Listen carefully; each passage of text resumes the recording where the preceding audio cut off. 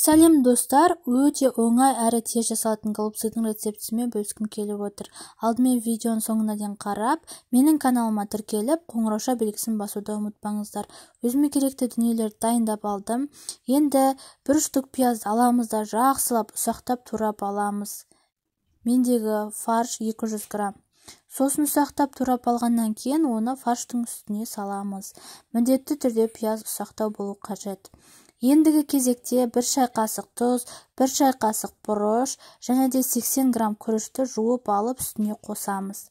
Соңғысы 1 дана жұмыртқа. Оны да үстіне қосатын боламыз. Сосын жақсылап араластырамыз. Енді кезекте тазаланған бұрыштың ішіне салманы саламыз. Нығыздап салуларыңыз керек. Яғни бұл ішіндегі дүниелер сорпаға кеткен кезде шашылып кетпес үшін. Міне менде дайын болды.